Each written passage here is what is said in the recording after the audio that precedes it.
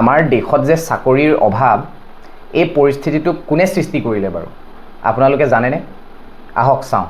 1951 পিছত আমাৰ ইণ্ডিয়াত এটা প্ৰবলেম সৃষ্টি হৈ গৈছিল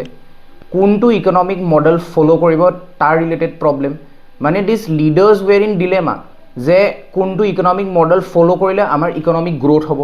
সো তাহাঁতৰ ওচৰত দুটা অপশন আছিল এটা আছিল কলকাতা স্কুল অফ মডেল এটো টাইমত ক্যালকাটা স্কুল অফ মডেল আৰু এটা আছিল Bombay school of model so এই ক্যালকাটা স্কুল অফ মডেলে কি কৈছিলে তাৰ আগতে আমি চাব লাগিব যে আমাৰ ইকোনমি ব্যাকগ্ৰাউণ্ড কি আছিল হেটো টাইমত মনত ৰাখিবা এট দ্যাট টাইম আমাৰ ইকোনমি পইচা নাছিলে কনজাম্পশন গুডস নাছিলে ক্যাপিটাল গুডস বাহিৰৰ পৰা ইম্পোৰ্ট কৰা গৈছিলে ঠিক আছে সো মেহলনবিছে ক'লে কি যে আমি ফোকাস কিহত কৰিম let us focus on capital goods industries জিমানভুৰ ইকোনমিত পইচা আছে সব ক্যাপিটাল গুডছত লগাই দে সব ক্যাপিটাল গুডছত লগাই দে সো এই স্টিল ফ্যাক্টৰিটোৰ পৰা কি প্ৰডিউস হ'ব স্টিল ফ্যাক্টৰিটোৰ পৰা প্ৰডিউস হয় আমাৰ স্টিল সো স্টিল প্ৰডিউস হয় সো এই স্টিল প্ৰডিউস কৰি পেলে কি কৰিব স্টিল প্ৰডিউস কৰিব এই স্টিলখিনি বেলেগ ইন্ডাস্ট্ৰিজক দিব এই স্টিল গ'ল আকৌ বেলেগ ইন্ডাস্ট্ৰিজ আদাৰ ইন্ডাস্ট্ৰিজ আৰু এই আদাৰ ইন্ডাস্ট্ৰিজৰ পৰা কি হ'ব আদাৰ্স ইন্ডাস্ট্ৰিজৰ পৰা আমাৰ কনজাম্পশন গুডস প্ৰডিউস হ'ব ঠিক আছে এতিয়া মেহলনবিছে ক'লে যে ইনিশিয়ালি আমি ক্যাপিটাল গুডছত ফোকাস কৰিলো ইন ফিউচাৰ আমি কি পাম কনজাম্পশন গুডস পাম সো বৰ্তমান টাইমত ক্যাপিটাল গুডসৰ আমাৰ প্ৰবলেম যেটো চলি আছিল যে আমি বাহিৰৰ পৰা ইম্পোৰ্ট কৰি আছিলো ক্যাপিটাল গুডসৰ প্ৰবলেমটো সলভ হৈ গ'ল বাট লিডাৰ্সবোৰে সুধিছে যে কনজাম্পশন গুডসৰ কেছটো কি হ'ব যে কৈছিলে যে যিখিনি কোটেজ ইন্ডাস্ট্ৰিজ আছে ভিলেজ ইন্ডাস্ট্ৰিজ আছে তাহাঁতক নিজে তাহাঁতক হেক প্ৰবলেমবোৰ সলভ কৰিব লাগিব কনজাম্পশন ইন্ডাস্ট্ৰি ইন ফিউচাৰ এই ক্যাপিটাল গুডসবোৰ যিবোৰ ক্ৰিয়েট হৈছে এই ক্যাপিটাল গুডসবোৰে ইন ফিউচাৰ কি কৰিব আমাৰ এটো মই যেটো ক'লো তোমালোকক কনজাম্পশন গুডস প্ৰডিউস কৰিলো so Calcutta school of model PC মেহলনবিছে ক'লে যে আমি ক্যাপিটাল গুডসতে ইনভেস্ট কৰিম সো ক্যাপিটাল গুডসত আমাৰ ইনভেস্ট কৰিম বৰ্তমান আমাৰ ক্যাপিটাল গুডসৰ যেটো প্ৰবলেম হৈছিল বাহিৰৰ পৰা ইম্পোৰ্ট কৰিছিল সেই ইস্যুটো সলভ হৈ যাব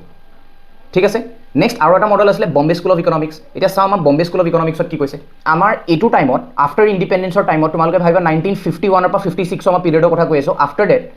আমাৰ সবতকে হাতত স্ট্ৰেংথ কি আছিল লেবাৰ্স আছিল সো আমি কিহত বেছি ফোকাস কৰিব লাগে যিখিনি সৰু ইন্ডাস্ট্ৰিজ বুজি পাইছনে যিখিনি সৰু ইন্ডাস্ট্ৰিজবোৰ কি হয় কনজাম্পশন গুডস হয় কনজাম্পশন গুডস প্ৰডিউস কৰিব যেনেকৈ টেক্সটাইল ঠিক আছে সাপোজ ক্যাপিটাল গুডসত 1000 কোটি লাগিছে টেক্সটাইল ইন্ডাস্ট্রিজ 10 কোটি টকা লাগিব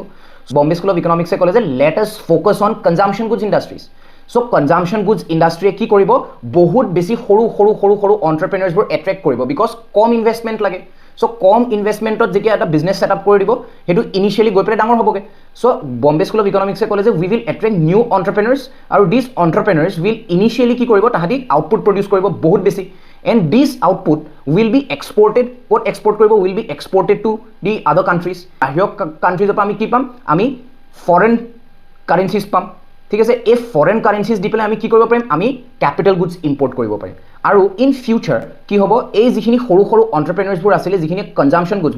বা সৰু ইন্ডাস্ট্ৰিজত যিখিনি ফোকাস কৰি আছিল ইভেন্চুৱেলি যেতিয়া তাহাঁতৰ ওচৰত পইচা আহিব তাহাঁতিও কি কৰিবগে ইন ফিউচাৰ ক্যাপিটাল গুডস ম্যানুফ্যাকচাৰিঙত যাব এই ক্যালকাটা স্কুল অফ ইকোনমিক্সকে কমপ্লিট উল্টা হয় বম্বে স্কুল আৰু প্ৰ্যাকটিক্যালি যদি তোমালোকে চাবলৈ যোৱা this Bombay school of economics সবতকে বেটাৰ মডেল আছিল যদি বম্বে স্কুল অফ ইকোনমিক্স আমাৰ ইণ্ডিয়াই ফলো কৰিলেহেঁতেন তেতিয়া আমাৰ এতিয়া যিটো জবৰ ক্ৰাইসিস হৈ আছে তেতিয়া এটো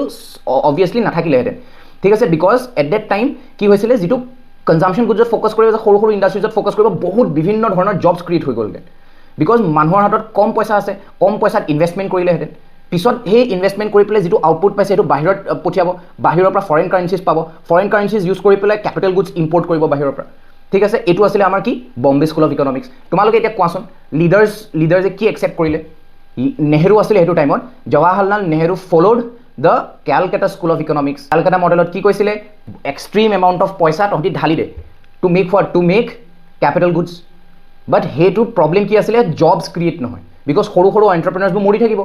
কামি কৰিব নোৱাৰিব বিকজ বহুত বেছি ইনভেষ্টমেন্টস লাগে সো আমাৰ এতিয়া যেটো জবৰ ৰিলেটেড ক্ৰাইসিস চলি আছে actually you can't blame yourself you can't blame this government বা দ্যাট গভৰ্নমেন্ট যেনেকুৱা হওক it has already been problem কোড হৈ আছিল হেতু 1951 ৰ পাছতে প্ৰবলেম আৰু এই যেটো ক্যালকাটা স্কুল অফ ইকোনমিক্সৰ যেটো প্ৰবলেম হৈ গ'ল মানে হেতু পিছত বাট এই ক্যালকাটা স্কুল অফ ইকোনমিক্সৰ যেটো মডেল আছিল হেতু সেকেন্ড 5 year প্লেনত নেহেৰুৱে ইমপ্লিমেন্ট কৰি দিছিলে নেহেৰু জিন্দা থকালৈকে 1964 লৈকে নেহেৰু জিন্দা আছিল নেহেৰু জিন্দা থকালৈকে this plane was successful but after Nehru death 1966 ৰ পাছত যেতিয়া ইন্দিৰা গান্ধী আহিলে এক্সট্ৰিম কৰাপশন ষ্টাৰ্ট হৈ গ'ল Calcutta school of model failed tremendously so আমাৰ ইয়াত যেটো ইকোনমিক প্ৰবলেম চলি আছে বা জব ক্ৰাইচিছ চলি আছে, ইয়াৰ ৰুটছ ক'ত আছে? That Calcutta school of model.